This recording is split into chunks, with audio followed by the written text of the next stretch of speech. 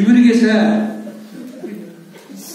ಇವರಿಗೆ ವಿರೋಧ ಪಕ್ಷಗಳನ್ನು ಬೈದು ಒಂದೇ ಗೊತ್ತು, ಇನ್ನು ಬೇರೆ ಗೊತ್ತಿಲ್ಲ. ಒಳ್ಳೆ ವಿಚಾರ ನನಗೆ ತಮಾಷೆ ನೆನಪಾಗಿತ್ತು. ಒಂದು MLA ಮಗಳ ಬರ್ತ್ಡೇ ಕರೆದಿದ್ರು, ನನಗೆ ಹೋಗಿದ್ದೆ. ಮುಖದಲ್ಲಿ ನಗೆ ಇಲ್ಲ ಮನುಷ್ಯನಿಗೆ. ನಾನು ಯಾಕೆ ಮಗಳ ಬರ್ತ್ಡೇ ಅಲ್ವಾ? ಅಲ್ಲರಿ, ಹೆಣ್ಣು ಮಗಳು ಒಳ್ಳೆ ಕತೆ. ನಿಮ್ಮ ತಂಗಿ ಹೆಣ್ಣು, ನಿಮ್ಮ ಅಕ್ಕ ಹೆಣ್ಣು, ನಿಮ್ಮ ಲವರ್ ಹೆಣ್ಣು, ನಿಮ್ಮ ಹೆಂಡತಿ ಹೆಣ್ಣು, ನಿಮ್ಮ ತಾಯಿ ಹೆಣ್ಣು, ಮಗಳು ಹೆಣ್ಣು ಯಾಕೆ ಆಗ್ಬಾರ್ದು? ಒಳ್ಳೆ ಕತೆ ಇದು ಅಂತ ಕೇಳಿದೆ. ಇಲ್ಲ, ನಿಮ್ಮ ದಕ್ಷಿಣ ಕನ್ನಡದವ್ರು ಯಾರೋ ಪುರೋಹಿತರು ಹೇಳ್ಬಿಟ್ಟಿದ್ರು ನಿನಗೆ ಈ ಸಲ ಗಂಡು ಮಗು ಆಗತ್ತೆ ಅಂತ. ಆಗ್ಲಿಲ್ಲ ನೋಡಿ. ಉತ್ತರ ನನಗೆ ಅನಿಸ್ತಾ ಇದೆ ಈ ವಿಚಾರದಲ್ಲಿ ಕೂಡ ವಿರೋಧ ಪಕ್ಷದವರ ಕೈವಾಡ ಇರಬೇಕು.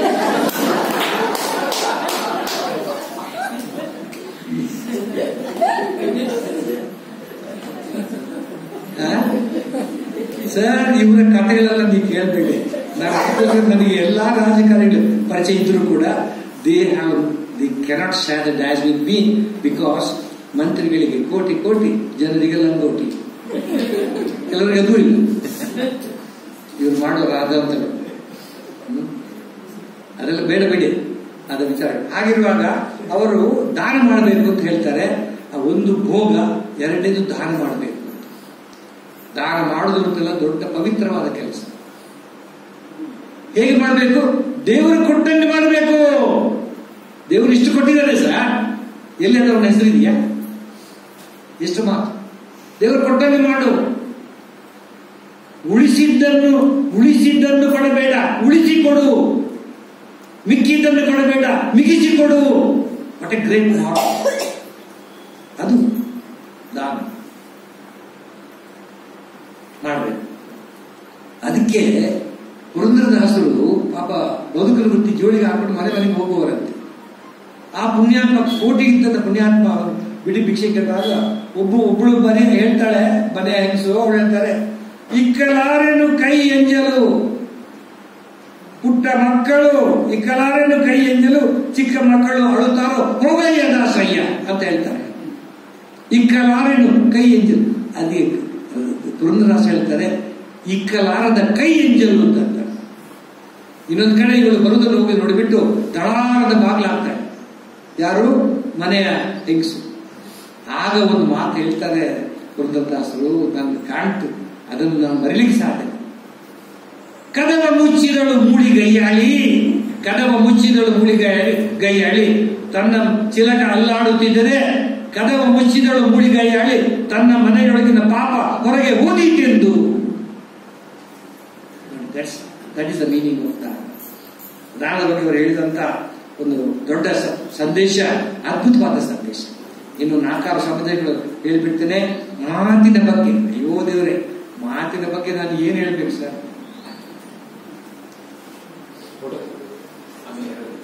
ತೆಗೆದು ಬಿಡ್ತೇನೆ, ಆಮೇಲೆ ಕೂತ್ಕೊಂಡು ಇಲ್ಲ.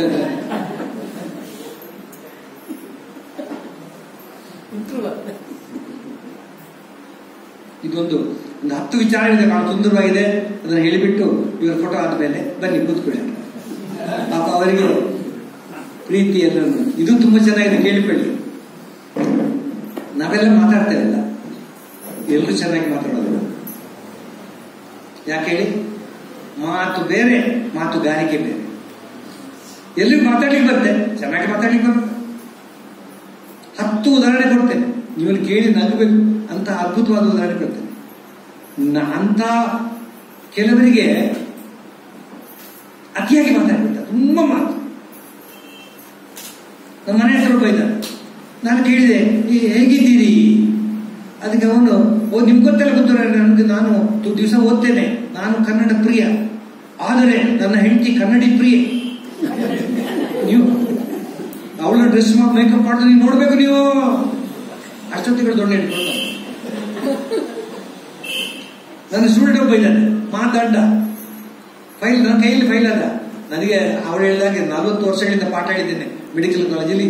ಇಡೀ ಜಗತ್ತಿನಾದ್ಯಂತ ನನ್ನ ಸ್ಟೂಡೆಂಟ್ಸ್.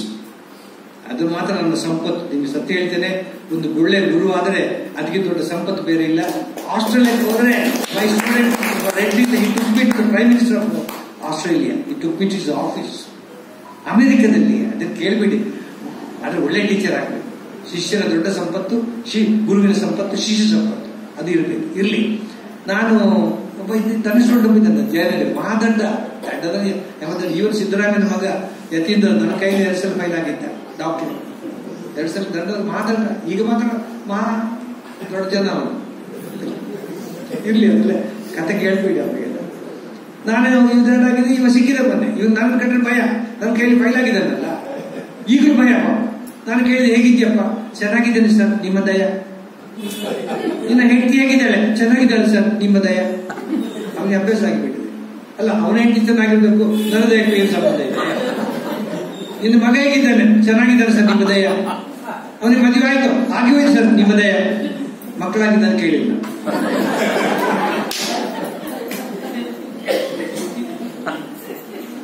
ಕೆಲವರಿಗೆ ಇದೊಂದು ಅದ್ಭುತವಾದ, ಕೆಲವರಿಗೆ ಎಲ್ಲಿ ಏನು ಮಾತಾಡೋದು ಗೊತ್ತಿಲ್ಲ. ನಾನು ಸಾಮಾನ್ಯವಾಗಿ ನಮ್ಮ ಮನೆಯೊಳಗೆ ನನ್ನ ಮೊಬೈಲನ್ನ ನಾನು ನನ್ನ ಜೊತೆ ಇಟ್ಕೊಂಡಿದ್ದೆ. ಯಾಕಂದ್ರೆ ನನ್ನ ದೃಷ್ಟಿಯಲ್ಲಿ ಯಾವ್ದಾದ್ರು ಕಾಲ್ ಬಂದರೆ ರಿಟರ್ನ್ ಕಾಲ್ ಕೊಡೋದು ಒಂದು ಸದ್ಗುಣ, ಒಂದು ಸೌಜನ್ಯತೆ, ಒಂದು ಸಭ್ಯತೆ. ಕೆಲವರು ಉತ್ತರ ಕೊಡೋಲ್ಲ, ಸರಿ ಇಲ್ಲ, ಕೂಡಲೇ ಕೊಡ್ಬೇಕು ಅಥವಾ ಮಾತಾಡಲು ಕೊಡ್ಬೇಕು. ಅದಕ್ಕೋಸ್ಕರ ನಾನು ಬಾತ್ರೂಮಲ್ಲಿ ಇರ್ತದೆ, ಬೆಡ್ರೂಮಲ್ಲಿ ಎಸ್. ಯಾಕೆಂದ್ರೆ ಈಗಿನ ಟೆಕ್ನಾಲಜಿ ನೀವು ಎಲ್ಲಿದ್ದರಿಂದ ಮೊಬೈಲಲ್ಲಿ ಗೊತ್ತಾಗೋದಿಲ್ಲಲ್ಲ, ಸದ್ಯಕ್ಕೆ ಅದು ಇಲ್ಲ ಬಂದಿಲ್ವಲ್ಲ. ಟಾಯ್ಲೆಟ್ ಹೋದ್ರೆ ಇಟ್ಕೊಂಡಿರ್ತಾರೆ ಪಾಪ, ಇಲ್ಲದ್ರೆ ಅಂತ ಅವ್ರು ಗೊತ್ತಾಗ. ಮೊನ್ನೆ ಒಂದ್ಸಲ ಹೋಗಿದ್ದೆ, ಟಾಯ್ಲೆಟ್ಗೆ ಹೋಗಿದ್ದೆ, ಅರ್ಜೆಂಟ್ ಬಂದು ಪಾಪ ಯಾಕೆ ಮೆಡಿಕಲ್ ಎಮರ್ಜೆನ್ಸಿ. ಡಾಕ್ಟರ್ ಎಲ್ಲಿದ್ದೀರಿ?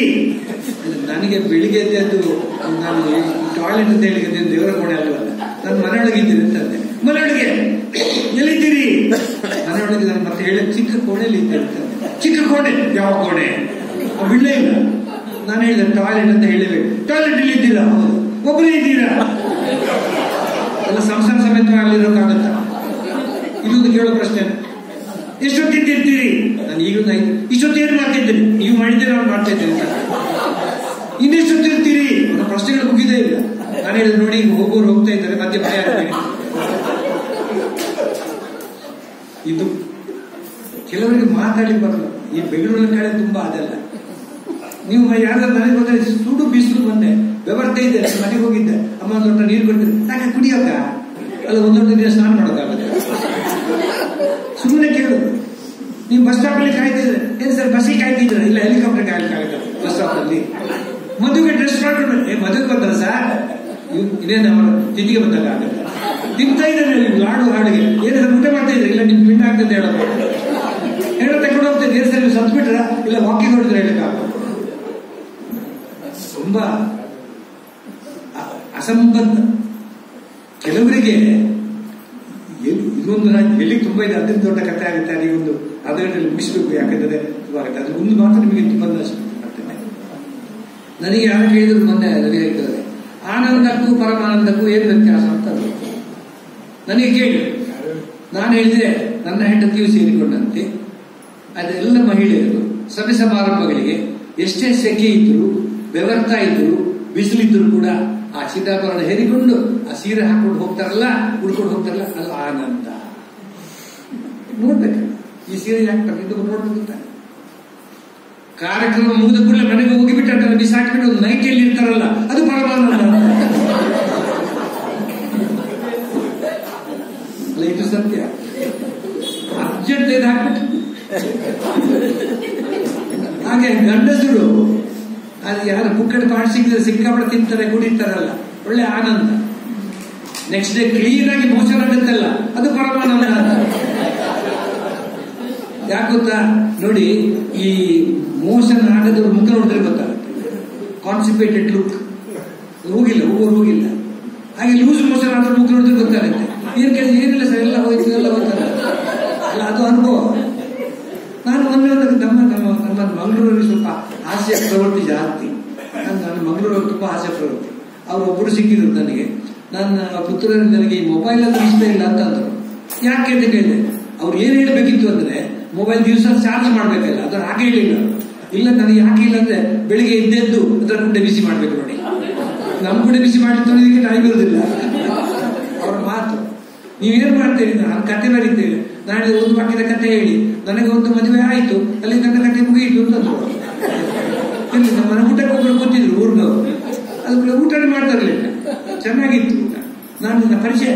ನಾನು ಕೇಳಿದೆ, ಏನ್ ಸರ್ ಊಟ ಮಾಡ್ತಿರಲಿಲ್ಲ, ಇಷ್ಟು ಒಳ್ಳೆ ರುಚಿ ರುಚಿ ಅಡಿಗೆ ಮಾಡ್ತಾರೆ, ನಿಮಗೆ ಗೊತ್ತಿಲ್ಲವ? ನನಗೆ ಗೊತ್ತಿಲ್ಲ. ನಿಮ್ಗೆ ಸಮಾಚಾರ ಗೊತ್ತಿಲ್ಲ? ಇಲ್ಲ. ಏನು? ನನಗೆ ಲೂಸ್ ಮೋಷನ್. ಅದಕ್ಕೆ ಪೇಪರ್ ಬರುತ್ತೆ, ಲೆಕ್ಕತೆ ಇಲ್ಲ, ಪೇಪರ್ ಬರುತ್ತೆ ನೋಡಿ. ರಾಯರೇ ಮೊನ್ನೆ 3 ದಿವಸದಿಂದ ಮೊನ್ನೆ 8 ಸಲ ಆಯ್ತು, ನಿನ್ನೆ 9 ಸಲ ಆಗಿದೆ, ಇವತ್ತು 10 ಸಲ ಬೇಕಿದೆ. ಲೆಕ್ಕ ಹಾಕಿ. ನಾನು ಯಾಕೆ ಲೆಕ್ಕ ಹಾಕ್ಬೇಕು ಸರ್? ಅದಕ್ಕೆ ಬೇರೆ ಕೆಲಸ ಇಲ್ಲ. ಅದಕ್ಕೆ ನೋಡಿ, ಕೈ ತೊಳಿಲಿಕ್ಕೆ ನೀರು ಒಣಗಲೇ ಇಲ್ಲ, ಕೈ ಒಣಗಲೇ ಇಲ್ಲ, ಕೈ ಹಿಡಿಯುತ್ತೆ. ಊಟ ಮಾಡ್ತೀನಿ, ಆ ದಿವಸ ಗಸಗಸ ಪಾಯಸ ಬೆಟ್ ಮಾಡಿ ತಿಂತಾ ಇದ್ರು. ಅಷ್ಟೊತ್ತಿಗೆ ಅವ್ರು ನಿಜವಾಗಿ ಲೂಸ್ ಮೋಷನ್ ಆಗ್ಯಾವ. ಅವ್ರು ಹೇಳಿದ್ರು, ಡಾಕ್ಟ್ರೇ ನೋಡ್ಬೇಕಿತ್ತು ನೀವು ಅದನ್ನ. ನೋಡ್ಲಿಕ್ಕೆ ಕಾರಣಿ ಅವ್ರಿಗೆ ಪ್ರಾಬ್ಲಮ್ ಆಗಿರ್ಬೋದು, ಆಮೇಲೆ ಕೇಳ್ಬೇಕಿತ್ತು ನೀವು ಅದನ್ನ. ಕೇಳಲಿಕ್ಕೆ ಅದನ್ನು ಶಾಂತ ಇಲ್ಲ. ಆಮೇಲೆ ನಾನು ತಪ್ಪಿಬಿಟ್ಟು ಒಂದೇ ಮಾತು ಕೇಳಿದೆ, ಅದು ಹೇಗಿತ್ತು ನೋಡ್ಲಿಕ್ಕೆ? Was it solid, semi solid or liquid? ಅದಕ್ಕೆ ಆ ಮನುಷ್ಯ ನೋಡ್ಲಿಕ್ಕೆ ನಿಮ್ಮ ಗಸಗಸ ಪಾಯಸ ಉಂಟಲ್ಲ ಹೇಗೆ ತಿನ್ಬೇಕು? ನಮ್ಮ ಹೆಂಡತಿಂದ ತುಂಬಾ ಕಾಲ ಹಂಚಿಕೊಂಡಿದ್ದಾರೆ ಅಂತಂದು ಮೊದಲು ಸ್ನಾನ ಮಾಡ್ಕೊಂಡು ಬರ್ಲಿಕ್ಕೆ. ಈ ತರ ಮಾತು ಬರೋದಿಲ್ಲ ಅಂತ ತುಂಬಾ ಪ್ರಯೋಗಗಳಿದೆ, ತುಂಬಾ ಇದೆ. ಆಯ್ತು, ತುಂಬಾ ಇದೆ. ಮನೆ ಯಾರು ಸಿಕ್ಕಿದ್ರು, ನಾನು 20 ವರ್ಷ ಆಯ್ತು ನೋಡಿ, ಪುತ್ತೂರಿಂದ ಸಿಕ್ಕಿದ್ರು. ನೀವು ಇನ್ನಿದ್ದೀರ ಬರ್ರ ನನಗೆ. ನಿಮ್ಮ ಅಪ್ಪ ಇಲ್ಲ, ಅಪ್ಪ ಸತ್ತು 20 ವರ್ಷ ಆಯ್ತು, ಅಣ್ಣ ಹೋಗಿಲ್ಲ, ಅದು ನೆಕ್ಸ್ಟ್ ನೀವೇ ಅಲ್ವಾ? ನನ್ನ ಫ್ರೆಂಡ್ ಒಬ್ಬ ಸಿಕ್ಕಿದೆ ಅಮೆರಿಕದಲ್ಲಿ, $10,000 ಸಂಬಳ. ಡಾಯರೆ ನನ್ನ ಮಗಳಿಗೆ ಮದುವೆ ಫಿಕ್ಸ್ ಆಗಿದೆ ಅಂತ. ಹೌದಾ? ಯಾರು ಹುಡುಗ? ನಾಶದಲ್ಲಿದ್ದಾರೆ, $10,000 ಸಂಬಳ, ಆದ್ರೆ ನೋಡ್ಲಿಕ್ಕೆ ಚೆನ್ನಾಗಿಲ್ಲ ಡಾಕ್ಟರ್ ಅಂತಂದ. ನಾನು ತಪ್ಪಿ ಬಿಟ್ಟು ನೋಡ್ಲಿಕ್ಕೆ ಹೇಗಿದ್ದಾನಪ್ಪ? ಅವ್ರು ಹೇಳ್ತಾನೆ, ನೋಡ್ಲಿಕ್ಕೆ ಹೇಗೆ ನಿಮ್ಮಾಗೆ ತಪ್ಪಾಗಿದ್ದಾನೆ, ಬಟ್ ಇವಾಗ ನಿಮ್ಮಾಗೆ ಅಂತ ಯಾಕೆ? ಎಷ್ಟು ಬೇಜಾರಾಗಿದೆ. ಅವ್ರ ಹೆಂಡತಿ ಬಂದ್ಬಿಟ್ಟು ಒಂದು ಒಗ್ಗರಣೆ, ನಿಮ್ಗಿಂತ ಸ್ವಲ್ಪ ಬೆಳ್ಳಗಿದ್ದಾರೆ ಡಾಕ್ಟ್ರೆ. ಅದಕ್ಕೋಸ್ಕರ ಅದರೊಳಗೆ ನಾನು ಹೇಳುದಿಲ್ಲ ಮಾತು, ಅದನ್ನೇ ಇವರು ಹೇಳ್ತಾರೆ, ಆಚಾರವಿಲ್ಲದ ನಾಲಿಗೆ. ನಿಮ್ಗೊಂದು ಮೆಡಿಕಲ್ ಗುರುತು ಗೊತ್ತಾ? Every muscle in the body is tied to the bone through tendons. 2 ಕಡೆ ಅಟ್ಯಾಚ್ ಆಗಿದೆ. ಅದು ಅದಕ್ಕೆ ಕೊಂಡು. Tongue is the only muscle which is free at one end. This is the medical truth. It can turn in any way, not any other muscles. ಅದಕ್ಕೆಲ್ಲ ದಾಸರು ಹೇಳ್ತಾರೆ, ಆಚಾರವಿಲ್ಲದ ಮಾಲಿಗೆ ನಿನ್ನ ನೀಚ ಬುದ್ಧಿಯ ಬಿಡು ನಾಲಿಗೆ, ವಿಚಾರವಿಲ್ಲದೆ ಪರರ ದೂಷಿತಕ್ಕೆ ಚಾಚಿಕೊಂಡಿರುವ ನಾಲಿಗೆ, ಬೇಡಿಕೊಂಬೆರ ನಾಲಿಗೆ, ಚಾಡಿ ಹೇಳಲು ಬೇಡ ನಾಲಿಗೆ ಅಂತ ಕೈ ಮುದು ಕೇಳ್ತಾರೆ ದಾಸರು. ಅದಕ್ಕೋಸ್ಕರ ಮಾತು ಒಂದು ಕೊನೆ ಮಾತು ಹೇಳ್ತಾರೆ ಮಾತಿನ ಬಗ್ಗೆ. ಮಾತಿಗೆ ಮಾತು ಬೆಳೆಸಿದರೆ ಎಲ್ಲವೂ ಕಷ್ಟ, ಎಲ್ಲವೂ ನಷ್ಟ. ಮಾತಿಗೆ ಮಾತು ಇಳಿಸಿದರೆ ಎಲ್ಲವೂ ಸುಲಭ, ಎಲ್ಲವೂ ಸರಳ. ಇದನ್ನು ಮನೆಯಲ್ಲಿ, ಆಫೀಸಲ್ಲಿ ಟ್ರೈ ಮಾಡಿ ನೋಡಿ, ವಿಲ್ ಬಿ ಸಕ್ಸಸ್.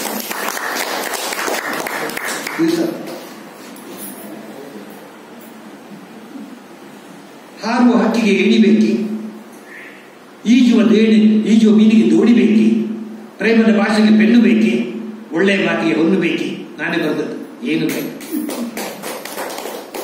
ಅಲ್ವಾ? ಅದನ್ನು ಹಾಗಾದ್ರೆ ನೋಡಿ, ನಾವು ಇದೆಲ್ಲ ಹೇಳಬಾರ್ದಲ್ವ. ನನ್ನ ಹತ್ರ ಕೊಡ್ಲಿಕ್ಕೆ ಏನಿಲ್ಲ, ಈಗ ನನಗೆ ಅಧಿಕಾರ ಇಲ್ಲ, ನಾನು ರಿಟೈರ್ ಆಗಿದ್ದೇನೆ, ಸ್ವತ್ತು ಇಲ್ಲ, ಸಂಪತ್ತಿಲ್ಲ. ಪ್ರೀತಿ ಇದೆ ಅಲ್ಲ, ಒಳ್ಳೆಯ ಮಾತಿದೆ ಅಲ್ಲ, ಅದು ಕೊಡಿ. ಯಾರು ಬೇಡ ಅಂತ ಅಂದ್ರೆ ಅದನ್ನು ಕೊಡಬೇಕು. ಆಮೇಲೆ ಇನ್ನೊಂದು ಕಡೆ ಬರೀತಾರೆ, ಮಾತಾ ಪಿತರನ್ನು ಬಳಲಿಸಿದ ಆತನು ಯಾತ್ರೆಯ ಮಾಡಿದರೇನು ಫಲ. ಇದು ಒಂದು ದುಃಖದ ಸಂಗತಿ. ನನಗೆ ಗೊತ್ತಿಲ್ಲ ನಿಮ್ಮ ಸಂಸಾರ, ನನಗೆ ಇಷ್ಟು ಮಾತ್ರ ಗೊತ್ತು. ಎಲ್ಲ ಸಂಸಾರದಲ್ಲಿ ಎಲ್ಲ ಮಕ್ಕಳು ಮುಖ್ಯವಾಗಿ ಹೆತ್ತವರನ್ನು ಅವರ ವೃದ್ಧಾಪ್ಯದಲ್ಲಿ ನೋಡಿಕೊಳ್ಳುವುದಿಲ್ಲ. ಇದು ಇಲ್ಲಾಂದ್ರೆ ವೃದ್ಧಾಶ್ರಮಗಳು ಯಾಕೆ ಜಾಸ್ತಿ ಆಗ್ಬೇಕು ಸರ್? ಬೆಂಗಳೂರಲ್ಲಿ ನಾಯಿ ಸಂತೆ ಎಷ್ಟು ಕಡೆ ಇದೆ ಸರ್? ನಾನು ಒಂದು ಕಡೆ ಹೋಗಿದ್ದೆ, ಈ ದೊಡ್ಡ ಸ್ಪೀಚ್ ಕೊಡ್ಬೇಕು ಅಂತ ಹೋಗಿದ್ದೆ. ಆ ಮುದುಕರ ಮಾತು ಕೇಳಿ ಕಣ್ಣೀರು ಹಾಕಿಬಿಟ್ಟೆ ಸರ್. ಒಂದು ಮುದುಕಿ ಹೇಳ್ತಾಳೆ, ಪುತ್ತೂರೇ ನನಗೆ 5 ಮಕ್ಕಳು, ಕಾಡಿ ಬೇಡಿ ಕೂಲಿ ಮಾಡಿ 5 ಮಕ್ಕಳನ್ನ ಸಾಕಿ ಸಲಹಿದೆ, ಈಗ 5 ಮಕ್ಕಳಿಗೆ ನಾನು ಬೇಡ ಆಗಿದೆ, ಇಲ್ಲಿ ತಂದು ಕೊಟ್ಟು ಬಿಟ್ಟಿದ್ದಾರೆ, ನೋಡ್ಲಿಕ್ಕೆ ಬರೋಲ್ಲ ಅಂತ. ಇನ್ನೊಬ್ಬ ಮುದುಕ ಹೇಳ್ತಾನೆ, ಹೇಗಿದ್ದೀರಿ ಅಂತ ಕೇಳಿದಕ್ಕೆ ಏನ್ ಹೇಳಿದೆ ಗೊತ್ತವನು? ಸಾಯುವವರೆಗೆ ಬದುಕಲೇಬೇಕಲ್ಲ ಡಾಕ್ಟ್ರೆ, ಸಾಯುವವರೆಗೆ ಬದುಕಲೇಬೇಕಲ್ಲ ಅಂತ. ಅದರ ಕಥೆ ಹೇಳಿ ತುಂಬಾ ಇದೆ, ನಾನು ಅದನ್ನು ತುಂಬಾ ಲೇಖನಗಳು ಬರೀತಾ ಇದ್ದೇನೆ.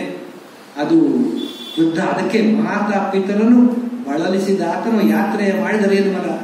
ಒಂದು ಮನೆಯಲ್ಲಿ ಒಬ್ಬ ಮಗ, ಒಬ್ಬ ಹೆಂಡತಿ, ಒಂದು ಮಗು, 3 ಜನ ಇದ್ರು. ಮಗ, ಹೆಂಡತಿ, ಮಗು. ಇವರಿಗೆ ಬೆಳ್ಳಿ ತಟ್ಟೆಯಲ್ಲಿ ಊಟ.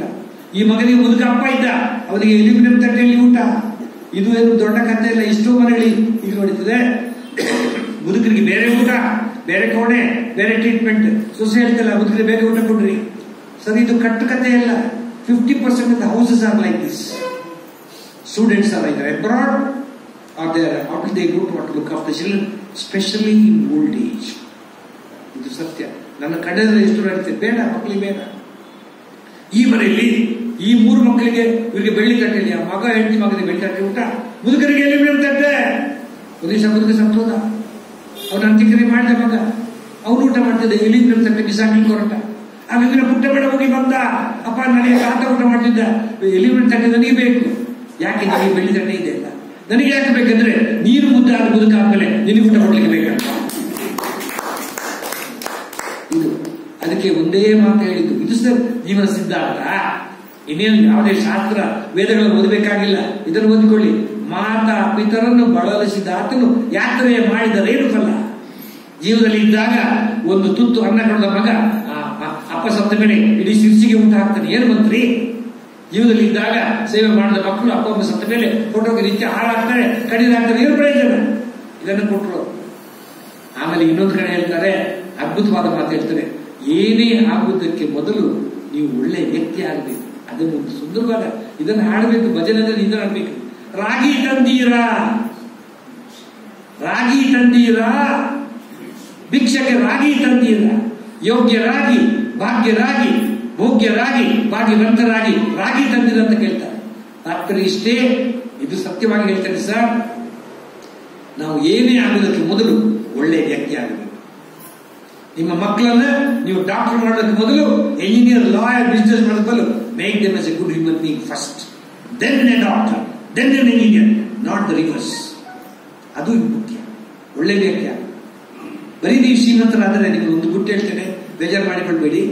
ತುಂಬಾ ಶ್ರೀಮಂತರಾದರೆ ನಿಮಗೆ ಜನ ನಮಸ್ಕಾರ ಮಾಡ್ತಾರೆ. ಯಾರಿಗೆ? ನಿಮ್ಗಲ್ಲ, ನಿಮ್ಮ ಶ್ರೀಮಂತಿಕೆಗೆ. ನೀವು ದೊಡ್ಡ ಅಧಿಕಾರದಲ್ಲಿದ್ದರೆ ನಿಮಗೆ ಸೆಲ್ಯೂಟ್ ಕೊಡ್ತಾರೆ. ಯಾರಿಗೆ? ನಿಮ್ಗೆಲ್ಲ, ನಿಮ್ಮ ಕುರ್ಚಿಗೆ.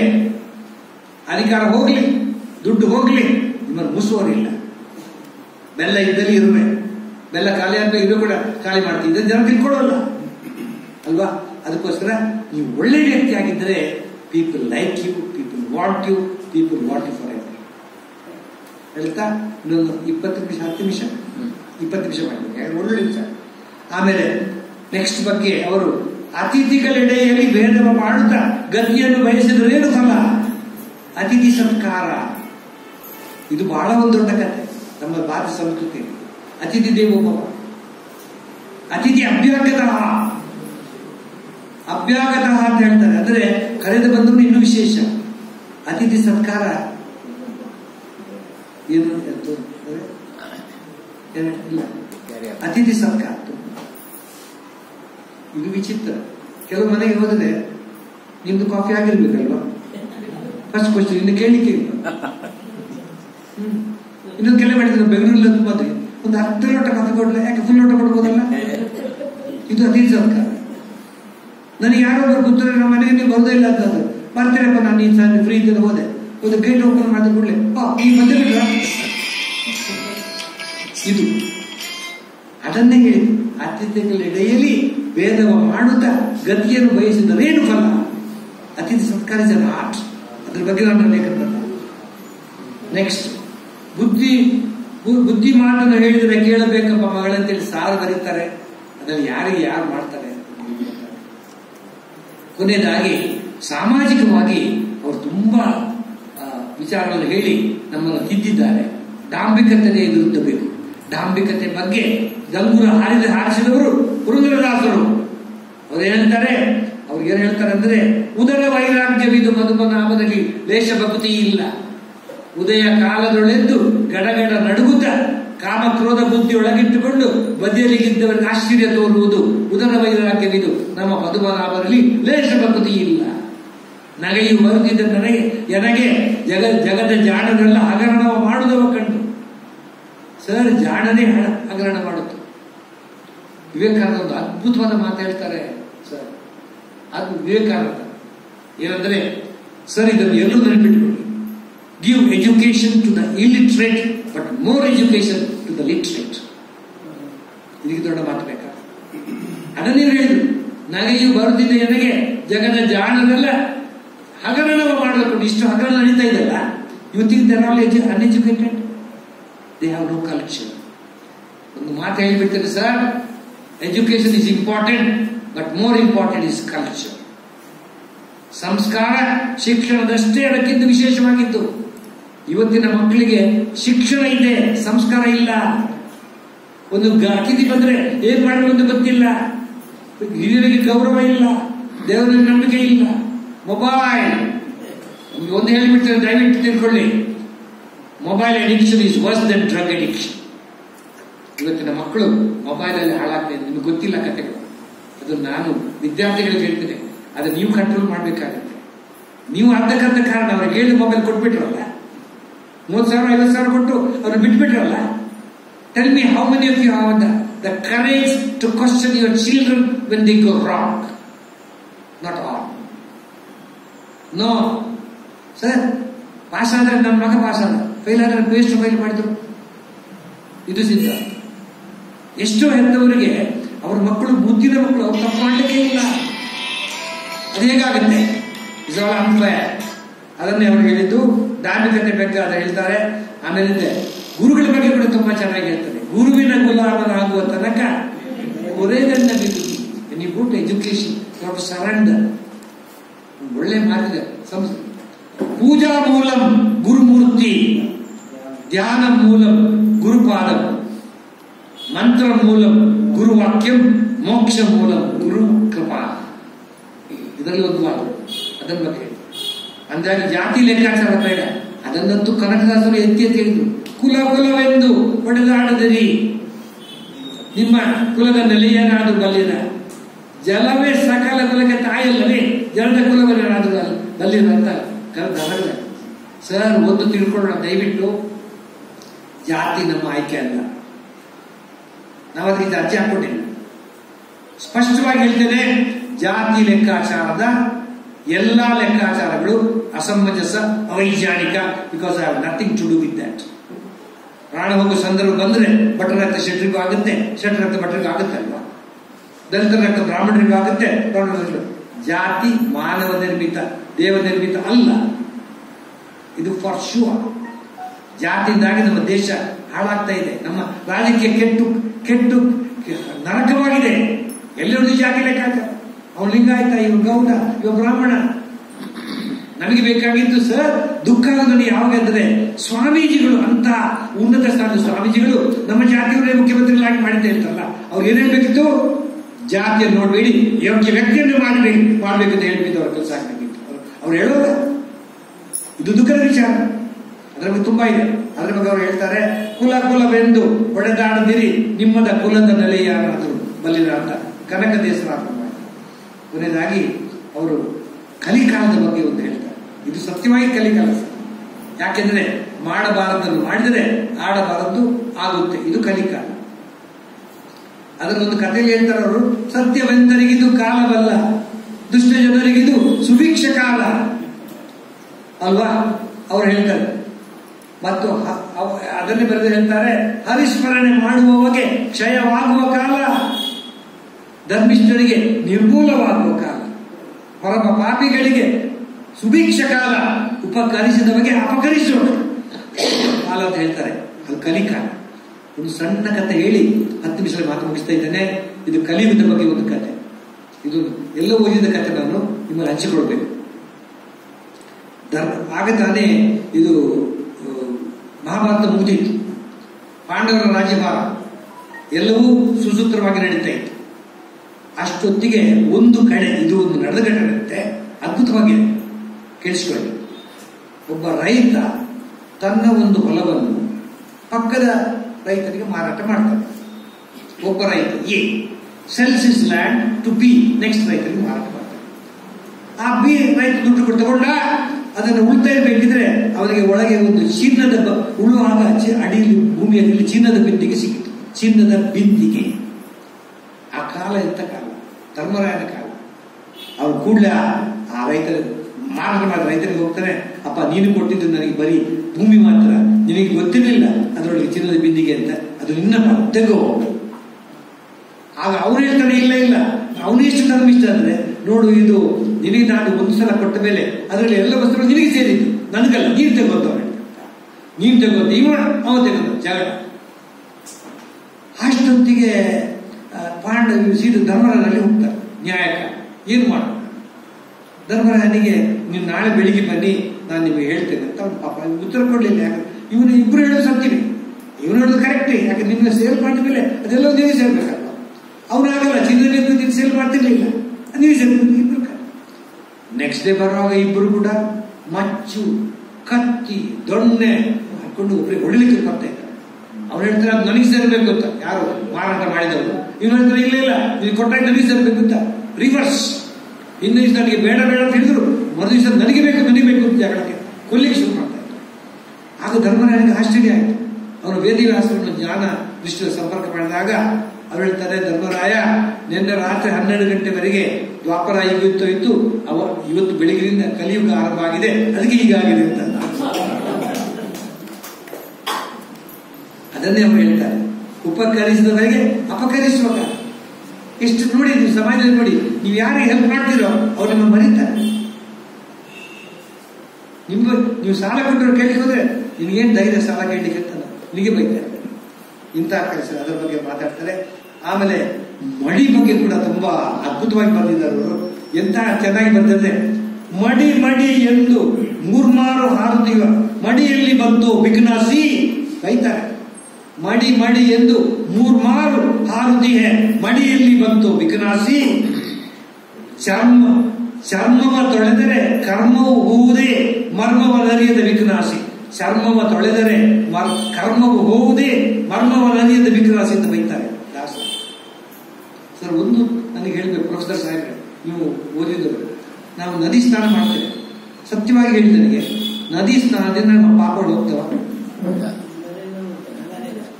ಇದು ನಾನು ಒಂದ್ ಕಡೆ ಲೇಖನ, ನದಿ ನೀರು ಚೆನ್ನಾಗಿದ್ರೆ ನಿಮ್ಮ ಚರ್ಮದ ಕಡೆ ಹೋಗ್ಬೋದು, ಮನಸ್ಸಿನ ಕಡೆ ಹೋಗುವುದಿಲ್ಲ. ಅದಕ್ಕೆ ಆತ್ಮಸ್ನಾನ ಬೇಕಾಗುತ್ತೆ. ಅದನ್ನೇ ಇವರು ಹೇಳಿ, ಚರ್ಮವ ತೊಳೆದರೆ ಕರ್ಮವು ಹೋಗುವುದೇ, ಮರ್ಮವ ನರಿಯದ ವಿಘ್ನಾಸಿ ಅಂತ ಬರೀತಾರೆ. ಅದು ಬೇಕು. ನಿಜವಾಗಿ ಬೆಕ್ಕು ಅಡ್ಡ ಬಂದರೆ ಅಪಶಕುನ ಅಂತ ನಮ್ಮಲ್ಲಿ ಒಂದು ಹೇಳ್ತಾರೆ. ಆಕ್ಚುಲಿ ನಾನು ಜಪಾನಲ್ಲಿ 2 ವರ್ಷ ಇದ್ದೆ. ಅಲ್ಲಿ ಬೆಕ್ಕು ಅಡ್ಡ ಬಂದ್ರೆ ಅದು ಶುಭ ಸೂಚನೆ. ಏನಂತೀನಿ, ಆಕ್ಚುಲಿ ಆಕ್ಸಿಡೆಂಟ್ ಆಗಿದ್ದು ಬೆಕ್ಕು ಅಡ್ಡ ಬಂತು, ನಾಯಿ ಅಡ್ಡ ಬಂತು ಆಗಿದ್ದು ಅಲ್ವಾ. ನಮ್ಮಲ್ಲಿ ಶುಭ ಕಾರ್ಯಗಳಿಗೆ ಉದ್ದಿನ ವಡೆ ಮಾಡಬಾರ್ದು ಅಂತ ಒಂದು ರೂಲ್ ಇದೆ, ಎಲ್ಲ ನಿಮ್ಗೆ ಗೊತ್ತಿರ್ಬೇಕು. ಶುಭ ಕಾರ್ಯಗಳಿಗೆ ಉದ್ದಿನ ವಡೆ ಮಾಡೋಗಿಲ್ಲ. ನಾನೊಂದು ಫಂಕ್ಷನ್ ಹೋಗಿದ್ದೆ, ಅಲ್ಲಿ ಶುಭ ಕಾರ್ಯ ಇತ್ತು. ಅಲ್ಲಿ ಉದ್ದಿನ ವಡೆ ಮಾಡಿಬಿಟ್ಟಿದ್ರು. ಅಷ್ಟೊತ್ತಿಗೆ ಯಾರು ಹೆಸರಲ್ಲಿ ಉದ್ದಿನ ವಡೆ ಮಾಡಬಾರ್ದು, ಅದು ಅಪರಕರ್ಮಗಳಿಗೆ ಮಾಡಿದ ಹಾಗೆ. ಪುರೋಹಿತರಿಗೆ ಕೇಳಿದ್ರು, ಪುರೋಹಿತರಿಗೆ ಪಾಪ ಉದ್ದಿನ ವಡೆ ಅಂದ್ರೆ ಬಹಳ ಇಷ್ಟ. ಅವ್ರು ಹೇಳಿದ್ರು ಗೊತ್ತಾ, ಇನ್ನೊಂದು ಕಿಂಗ್ರಿಗೆ ಉದ್ದಿನ ವಡೆ ಮಾಡಿಬಿಟ್ಟಿದ್ದೀರಾ, ಸರಿ ವೇಸ್ಟ್ ಮಾಡಬೇಡಿ, ಅದನ್ನು ಬೋಂಡ ಮಾಡಿ ಅಂತ ಅಲ್ಲಿ. ಸೊ ಈಗ ಮೂಢನಂಬಿಕೆಗಳ ಬಗ್ಗೆ ಕೂಡ ಅವರು ಹೇಳ್ತಾರೆ. ಕೊನೆಗೆ ಒಂದು ಮಾತು ಹೇಳ್ತಾರೆ ಅವರು, ಇದನ್ನು ಒಂದು ಮಾತು ಹೇಳಿ ಮುಗಿಸ್ತೇನೆ. ಕೇಳನೋ ಹರಿ ತಾಳನೋ ತಾಳ ಮೇಳಗಳಿದ್ದು ಪ್ರೇಮವಿಲ್ಲದ ಗಾನ. ಎಂತ ಅದ್ಭುತವಾದ ಮಾತು ಸರ್. ಹಾಡುವಾಗ ಅದನ್ನು ಇಟ್ಕೊಳ್ಬೇಕು.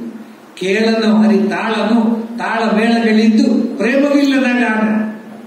ನೀವು ಮನೆಗೆ ಕರೀತೀರಿ, ಪ್ರೀತಿ ಇಟ್ಟು ಮಾಡೋದು ಕೊಡ್ಬೇಕಲ್ಲ.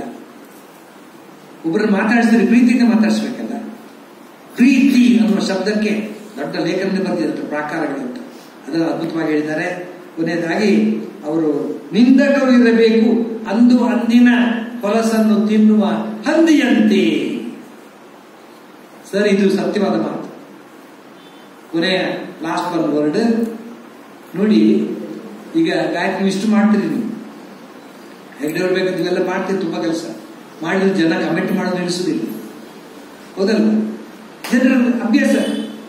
ನೀವು ಚೆನ್ನಾಗಿ ಡ್ರೆಸ್ ಮಾಡಿದ್ರೆ ಭಾರಿ ಶೋಕಿ ಹೆಂಗಸು, ಭಾರಿ ಶೋಕಿ ಮನುಷ್ಯ. ಡ್ರೆಸ್ ಮಾಡಿದ್ರೆ ಇವ್ರಿಗೇನೊಂದು ಡ್ರೆಸ್ಸಿಂಗ್ ಕಾನ್ಸೆಪ್ಟೇ ಇಲ್ಲ. ಅದು ಈಗ ಮ್ಯಾಚಿಂಗ್, ಈಗ ಎಲ್ಲ ಕಡೆ ಮ್ಯಾಚಿಂಗ್. ಮನೆಗಳಿಗೆ ಹೋದ್ರೆ ಕಲರ್ ಕರ್ಟನ್, ಸೋಫಾ ಕರ್ಟನ್, ಆಮೇಲೆ ಫ್ಲೋರ್ ಎಲ್ಲವೂ matching except husband and wife matching. ನೀವು ಚೆನ್ನಾಗಿ ಮಾತಾಡಿದ್ರೆ ಬರೀ ಮಾತ್ರಿ ಇವತ್ತು ನನಗೆ ಹೇಳ್ತಾರೆ, ಮಾತಿನವಲ್ಲ ಬರೀ ಮಾತಾಡಿದ್ರೆ ಬಾಯ್ಬಿಡೋದಕ್ಕೆ ಬರಲ್ಲ.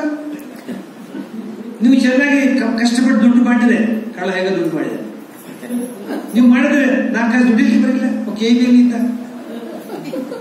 ಆಯ್ತು. ನೀವು ದಾನ ಮಾಡಿದ್ರೆ ಇದೆಲ್ಲ ಶಿವ ಮಾಡಿದ್ರೆ ನೀವು ಕಂಜೂಸ್. ನೀವು ಸತ್ತೋದ್ರೆ ಪಾಪ ಒಳ್ಳೆ ಮನುಷ್ಯ ಸಾಯಬಾರ್ದಿತ್ತು. ನೀವು ಸಾಯದೆ ಉಳಿದ್ರೆ ಲೋಕರು ನಮಗೆ ಸಾಯಲಿಲ್ಲ. ಸರ್ ದಯವಿಟ್ಟು ತಿಳ್ಕೊಳ್ಳಿ, ನಾವು ಮಾಡೋ ಒಂದೊಂದು ಕೆಲಸ ಕೂಡ ಮನುಷ್ಯರು ಮೆಚ್ಚಿಸುವ ಕೆಲಸವಲ್ಲ, ಭಗವಂತ ಮೆಚ್ಚುವ ಕೆಲಸವನ್ನು ಮಾಡಬೇಕು. ನಮ್ಮ ಆತ್ಮ ಒಪ್ಪುವ ಕೆಲಸ ಮಾಡಬೇಕು. ಇದು ಸಂದೇಶ. ಯಾರನ್ನು ಯಾಕೆ ಮೆಚ್ಚಿಸಬೇಕು ಅಂತ ಹೇಳುತ್ತಾ ನೀವು ಅವಕಾಶ ಕೊಟ್ಟ ನಿಮಗೆಲ್ಲರಿಗೂ ನಾನು ಆಭಾರಿಯಾಗಿದ್ದೇನೆ. ಪುಸ್ತಕಗಳು ಬೇಕಿದ್ರೆ ಇದು ರಾಮರಾಜ್ಯ ಅಲ್ಲಿ ಇದೆ, ತಗೊಳ್ಳಿ. ಅಲ್ಲೇ ಒಂದು 200 ರೂಪಾಯಿ ಅದರೊಳಗೆ ಹಾಕಿಡಿ. ಯಾವ ಲೆಕ್ಕವೂ ಇಲ್ಲ, ಯಾವುದೂ ಬೇಡ ಅಂತ ಹೇಳುತ್ತಾ ಕೊನೆಯ ಒಂದು ಮಾತು ಅವ್ರು ಹೇಳಿದ್ದು ನಿಮಗೆ ಗೊತ್ತಿರ್ಬೋದು. ನಿಮ್ಮಿಂದಲೇ ಉತ್ತರ ಕೇಳ್ತೇನೆ ನಾನು. ಅವ್ರು ಹಾಡಿದ ಹಾಡು ಏನು ಸರ್ ಅದು? ಭಾಗ್ಯದ ಲಕ್ಷ್ಮೀ ಬಾರಮ್ಮ, ಸೌಭಾಗ್ಯದ ಲಕ್ಷ್ಮೀ ಬಾರಮ್ಮ. ಅದರ ಪದಾರ್ಥವನ್ನು ನೀವು ಯಾರಾದ್ರೂ ಹೇಳಿದ್ರೆ ನಾನು ಇವತ್ತು ಕೇಳಿ ಸರ್. ಅವ್ರು ಏನ್ ಹೇಳ್ತಾರೆ? ಹೆಜ್ಜೆಯ ಮೇಲೆ ಹೆಜ್ಜೆಯ ನಿಕ್ಕುತ. ಏನು ಸರ್ ಅದರ ಅರ್ಥ? ಯಾರಾದ್ರೆ ನೀವು ಹೇಳಿ ಅಥವಾ ನೀವು ಹೇಳಿ, ಇದರ ಅರ್ಥ ಏನು? ದಯವಿಟ್ಟು ನಿಮ್ಮ ಇನ್ನೊಂದು ಕೊನೆಯ ಮಾತು. ಹೆಜ್ಜೆಯ ಮೇಲೆ ಹೆಜ್ಜೆ ನಿಕ್ಕುತ ಅಂತ ಹೇಳಿದ್ರಲ್ಲ, ಇದರ ಅರ್ಥ ಏನು? ಎಷ್ಟು ಗೂಢಾರ್ಥ ಇದೆ ಗೊತ್ತಾ? ನೀವು ಅವ್ರು ಹೇಳಿದ್ರೆ ನಾನು ಹೇಳ್ತೇನೆ. ಕರೆಕ್ಟ್. ಹಂತ ಹಂತವಾಗಿ ಹಣ ಬರಬೇಕು. ದಿಢೀರಂತ ಬಂದ್ರೆ ಸಂಶಯಕ್ಕೆ ಕಾರಣ ಆಗುತ್ತೆ. ಅದನ್ನೇ ಅವರು ಹೇಳಿದ್ದು. ಇದು ಎಲ್ಲರಿಗೂ ಗೊತ್ತಿರುವುದಿಲ್ಲ. ಸ್ಟೆಪ್ ಬೈ ಸ್ಟೆಪ್, ಹೆಜ್ಜೆಯ ಮೇಲೆ ಹೆಜ್ಜೆಯ ನಿಂತ ಕಾಲು ಗೆಜ್ಜೆಯ ನಾದವ ಮಾಡುತ್ತಾ ಎಲ್ಲಿಗೂ ಊರಿಗೆ ಗೊತ್ತಾಗಲಿ. It should be transparent. Second ಸಾಧು ಸಜ್ಜನರ ಪೂಜೆಯ ವೇಳೆಗೆ ಸಕಾಲದಲ್ಲಿ ಬರಲಿ, ಸತ್ಕಾರ್ಯಗಳಿಗೆ ಬರಲಿ, ಗಾಯಕರಿಗೆ ದುಡ್ಡು ಬರಲಿ, ಅವರು ಸದುಪಯೋಗ ಮಾಡ್ತಾರೆ. ಅದನ್ನು ಹೇಳಿ. ಮಜ್ಜಿಗೆಯೊಳಗಣ ಬೆಣ್ಣೆಯಂತೆ ಕಷ್ಟಪಟ್ಟು ದುಡಿದು ಬರಲಿ, ತಲೆ ಹೊಡೆದು ಬೇಡ ಅಂತ ಅದ್ಭುತವಾದ ಮಾತನ್ನ ಆ ಹಾಡಲ್ಲಿ ಹಾಡಿದ್ದಾರೆ. ನಾನು ಎಲ್ಲೋ ಒಂದು ಹೇಳಿದರೆ ದೊಡ್ಡ ಚಪ್ಪಾಳೆ ಬಂತು. ನೀವು ಸಹ ಚಪ್ಪಾಳೆ ಕೊಟ್ಟು ಹೇಳಿ. ಖಂಡಿತವಾಗಿ ಕೊನೆಯ ಮಾತು ಬಂಧುಗಳೇ, ಈ ನಾವು ಜಗತ್ತಿಗೆ ಬರುವಾಗ ನಮ್ಮನ್ನು ಹೇರುವವರು ಯಾರೋ ಅಮ್ಮ, ಜಗತ್ತಿಗೆ ನಾವು ಬರುವಾಗ ನಮ್ಮನ್ನು ಹೇರುವವರು ಯಾರೋ, ಜಗತ್ತನ್ನು ಬಿಟ್ಟು ಹೋಗುವಾಗ ಹುರುವವರು ಯಾರೋ. ಅವ್ರು ಯಾರೇ ಇರಲಿ, ಒಮ್ಮೆ ಅರಳಿದ ಹೂ ಇನ್ನೊಮ್ಮೆ ಅರಳದು, ಒಮ್ಮೆ ಉರುಳಿದ ಮರ ಮತ್ತೊಮ್ಮೆ ಏಳದು, ಒಮ್ಮೆ ತರಳಿದ ಜೀವ ಮರಳಿ ಬಾರದು ಎನ್ನುವುದು ಶತಸಿದ್ಧವಾಗಿರುವಾಗ, ಸಾಧನೆ ಇಲ್ಲದೆ ಸತ್ತರೆ ಸಾವಿಗೆ ಅವಮಾನ, ಸಾರ್ಥಕತೆ ಇಲ್ಲದೆ ಬದುಕಿದರೆ ಬದುಕಿಗೆ ಅವಮಾನ. ಅಂತಹ ಸಾರ್ಥಕ ಜೀವನಕ್ಕೆ ನೆರವಾಗಿದ್ದು ದಾಸ ಸಾಹಿತ್ಯ. ಅವರಿಗೆ ನಮೋ ನಮಃ ಅಂತ ಹೇಳುತ್ತಾ ನಿಮಗೆಲ್ಲರಿಗೂ ವಂದನೆಗಳು. ನಮಸ್ಕಾರ.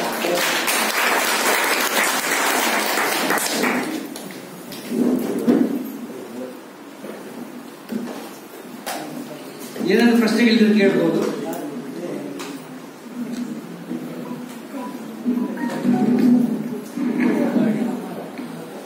ಎರಡು ಮಾತಾಡಿ, ನಿಮ್ಮ ಅನುಸಿಗಳು ಹೇಳಿ, ಅದು ಮಾತಾಡಿ. ಬನ್ನಿ ಇಲ್ಲ, 5 ನಿಮಿಷ 2 ನಿಮಿಷ ಎರಡು ಹೇಳಿ. ಒಂದು ಫೀಡ್ಬ್ಯಾಕ್ ನನಗೆ. ಬನ್ನಿ ಬನ್ನಿ ಸರ್. ಆಯ್ತು. ನಿಮ್ಮ ಕಳೆದ ವಾರದ ಲೇಖನವೂ ಸಹ ಬಹಳ ಅತ್ಯುತ್ತಮವಾಗಿ ಬಂದಿದೆ. ನಾನು ಅದನ್ನ ನನ್ನ ಬಳಗದವರು ಎಲ್ಲರಿಗೂ ಕಳಿಸಿದ್ದೆ. ಅದನ್ನ ಓದಿಯವರು ನನಗೆ ಪ್ರತಿಕ್ರಿಯೆಯನ್ನು ನೀಡಿದರು. ತುಂಬಾ ಅರ್ಥವತ್ತಾದಂತಹ ಲೇಖನವಾಯಿತು. ಇಂದಿನ ನಿಮ್ಮ ಈ ಒಂದು ಉಪನ್ಯಾಸ ಅಥವಾ ಅತಿಯಾದ ಜ್ಞಾನ ಸಂಪತ್ತು ಇರುವಾಗ ಯಾವುದನ್ನು ಆಯ್ದುಕೋಬೇಕು ಅನ್ನುವಂತಹ ಸಂದಿಗ್ಧತೆ ಇರಬಹುದು. ನೀವು ಹೇಳಿದ ಕರೆಕ್ಟ್. ಅವ್ರಿಗೆ ಅದ್ಭುತ ಬರ್ತದೆ. ಅಷ್ಟು ಓದ್ಲಿಕ್ಕೆ ಸಮಯ ಸಿಗಲಿಲ್ಲ. ಜಗನ್ನಾಥ ದಾಸರು, ವೈಕುಂಠ ದಾಸರು, ವಿಜಯದಾಸರು, ವಿಠಲ ದಾಸರು ಇವರೆಲ್ಲ ತುಂಬಾ ಬಂದಿದ್ದಾರೆ ಸರ್. ನಿಮ್ಮ ನುಡಿ ಮುತ್ತು ಅಡಿ ಸೊತ್ತು ಏನೋ ಒಂದು ಪುಸ್ತಕ ಇದೆ. ಅದು ನಾನು ರೆಫರೆನ್ಸ್ ಬುಕ್ ಆಗಿ ಇಟ್ಕೊಂಡಿದ್ದೇನೆ. ಬಹಳ ಸಲ ನನಗೆ ಅದು ಬಹಳ ಇದು ಅದಕ್ಕಿಂತ ಚೆನ್ನಾಗಿದೆ. ತಗೊಳ್ಳಿ. Thank you sir. I appreciate your effort. ಆದ್ರೆ ನಿಮ್ಮ ವಯಸ್ಸು ಮತ್ತು ನಿಮ್ಮ ಧ್ವನಿ ಇವತ್ತಿಗೂ ಸಹ ಆ ದಾಸರು ನಿಮಗೆ ಅದನ್ನು ವರವಾಗಿ ನೀಡಿದ್ದಾರೆ ಎಂದು ಭಾವಿಸುತ್ತೇನೆ. ಇನ್ನಷ್ಟು ಸಂಪರ್ಕವಾಗಿ ನಿಮ್ಮ ಧ್ವನಿ ಮತ್ತು ನಿಮ್ಮ ಈ ಒಂದು ಸಾಹಿತ್ಯ ಭಂಡಾರದಿಂದ ಲೋಕಕ್ಕೆ ಕಲ್ಯಾಣವಾಗಿ ಅನ್ನುವಂತಹದ್ದು. ಮತ್ತೆ ನಾನು ಪುನರೊಮ್ಮೆ ಅದನ್ನ ರಿಪೀಟ್ ಮಾಡೋದಿಲ್ಲ. ಆದ್ರೆ ನಾನು ಭಾಗ್ಯವಂತ ಯಾವ ದೃಷ್ಟಿಯಿಂದ ಅಂತಂದ್ರೆ, ನನಗೆ ಗೊತ್ತಿಲ್ಲದೆ ನಿಮ್ಮ ಶುಭೋದಯ ಕರ್ನಾಟಕದ ಇಂಟರ್ವ್ಯೂ ಕೂಡ ನಾನು ನೋಡಿದ್ದೆ, ಶುಭೋದಯದಲ್ಲಿ. ಹಾಗಾಗಿ ಮೊನ್ನೆ ಗಾಯತ್ರಿ ಅವರು ಹೀಗೆ ಇಂಥ ಒಂದು ಕಾರ್ಯಕ್ರಮ ಇಟ್ಕೊಳ್ತಾ ಇದ್ದೇವೆ ಅಂತ ಬೆಂಗಳೂರಿನಲ್ಲಿ ಕೂಡ ನೀವು ಶ್ರೇಷ್ಠ ವ್ಯಕ್ತಿ ಆಗುವುದು ಹೇಗೆ ಅನ್ನುವ ವಿಷಯದ ಮೇಲೆ ಕೊಟ್ಟಿದ್ರಿ. ಆಮೇಲೆ ಇಲ್ಲಿ 2 ವಿಷಯದ ಆಯ್ಕೆ ನಮ್ಗೆ ಬಂತು. ಹಾಗಾಗಿ ಗಾಯತ್ರಿ ಅವ್ರ ಹತ್ರ ನಾವು ಒಂದು ಸಬ್ಜೆಕ್ಟ್ ಅವರು ಶಾಸ್ತ್ರ ಸಾಹಿತ್ಯವನ್ನ ಇಲ್ಲಿ ಆಯ್ಕೆ ಮಾಡಿಕೊಂಡ್ರು. ಯಾಕಂತಂದ್ರೆ ಆಧ್ಯಾತ್ಮದ ಬಗ್ಗೆ ಚಿಂತನೆ ಮಾಡುವಂತವ್ರು ಹೆಚ್ಚು ಇಲ್ಲಿ ಬರ್ತಾರೆ ಅನ್ನೋ ಕಾರಣಕ್ಕಾಗಿ ಅದು ಯೋಗ್ಯವೂ ಆಗ್ತದೆ ಅನ್ನೋ ಹಿನ್ನೆಲೆಯಲ್ಲಿ ಆ ಒಂದು ವಿಷಯವನ್ನು ಆಯ್ಕೆ ಮಾಡಿಕೊಂಡ ನಂತರ ನಾನು ನಿಮ್ಮ ಜೊತೆ ಸಂಭಾಷಣೆ ಮಾಡಿ ರೋಟರಿಯಲ್ಲಿ ಇವತ್ತಿನ ನಾವು ಸಂಜೆ ಇಟ್ಕೊಂಡಿದ್ದೇವೆ. ಸ್ವಲ್ಪ ವಿಭಿನ್ನವಾದಂತಹ ವಿಷಯವನ್ನು ಇಟ್ಕೊಂಡಿದ್ದೇವೆ. ಆರೋಗ್ಯ ಮತ್ತು ಸಂತೋಷ, how to be happy and healthy in life. ಆರೋಗ್ಯವಂತರಾಗಿಯೂ ಮತ್ತು ಸಂತೋಷದಿಂದಲೂ ನಾವು ಹೇಗೆ ಇರಬಹುದು ಅಂತ. ಇಷ್ಟು ಸುದೀರ್ಘವಾದಂತಹ ಸಮಯ ನಮ್ಮ ರೋಟರಿಯಲ್ಲಿ ಇರ್ಲಿಕ್ಕಿಲ್ಲ. ಒಂದು ಅರ್ಧ ಗಂಟೆ ಅವರು ಬಹಳ ಒಂದು ಅತ್ಯುಪಯುಕ್ತವಾದಂತಹ ಆ ಮಾತುಗಳನ್ನು ಹಂಚಿಕೊಳ್ಳಲಿಕ್ಕಿದ್ದಾರೆ. ಆಸಕ್ತರೆಲ್ಲ ದಯಮಾಡಿ ರೋಟರಿ ಆಸ್ಪತ್ರೆ ಪಕ್ಕದಲ್ಲಿರುವ ರೋಟರಿ ಸೆಂಟರ್ಗೆ 7:15 ಬರಬೇಕಾಗಿ ನಾನು ವಿನಂತಿಸ್ತಾ ಇದ್ದೇನೆ. ಮತ್ತು ಅವರಿಗೆ ವಿಶೇಷವಾಗಿ ಹೇಳ್ಬೇಕಂತಂದ್ರೆ 45-50 ವರ್ಷದ ವಯಸ್ಸಿನವರು ಅವರು ಅಷ್ಟೇ. ಯಾಕಂದ್ರೆ ಉಳಿದಿದ್ದೆಲ್ಲ ಅನುಭವ. ಅಂತ 50 ನಾನು 40 ಮಾಡ್ಕೊಂಡಿದ್ದೆ. ನೋಡುವಾಗ ಫಿಸಿಕಲಿ ಫೋಟೋಕ್ಕಿಂತ ಒಂದು ಸ್ವಲ್ಪ ಮಾಡಿದವರಾಗಿ ಕಂಡದ್ರಿಂದ ನಾನು 50 ಮಾಡ್ಕೊಂಡಿದ್ದೇನೆ. ಇಲ್ಲಾಂದ್ರೆ 40 ವಯಸ್ಸು 40 ಅನುಭವ ಅಂತ ಹೇಳ್ತಿದ್ದೆ. ಇವನ್ ರೋಟರಿಯಲ್ಲಿ ಕೂಡ ಈ ವಯಸ್ಸಿನಲ್ಲಿಯೂ ಕೂಡ ಅವರಿಗೇನು ಮಾತು ಪುಂಖಾನುಪುಂಖವಾಗಿ ನಿರರ್ಗಳವಾಗಿ ಬರ್ತದೆ. ನೆನಪಿನ ಒಂದು ಸಾಮರ್ಥ್ಯ ಎಷ್ಟಿದೆ ಅನ್ನೋದಕ್ಕೆ ನಾವು ಹ್ಯಾಟ್ಸ್ ಆಫ್ ಮಾಡಬೇಕು. ಇದಕ್ಕೆ ಕಾರಣ ಒಂದೇ, ಅವರು ಯಾವಾಗಲೂ ಒಳ್ಳೆಯದನ್ನೇ ಮಾತಾಡ್ತಾರೆ, ಒಳ್ಳೆಯ ಉದ್ದೇಶಕ್ಕಾಗಿ ಮಾತನಾಡ್ತಾರೆ. ಹಾಗಾಗಿ ಭಗವಂತ ಅವರಿಗೆ ಆ ಶಕ್ತಿಯನ್ನು ಸದಾ ಕೊಟ್ಟಿದ್ದಾನೆ. ಇನ್ಯಾವುದೇ ಶಾಸ್ತ್ರಗಳು ಓದಬೇಕಾಗಿಲ್ಲ. ಒಂದೇ ಒಂದು principle which you are to follow, which I follow: be good and do good. That's all.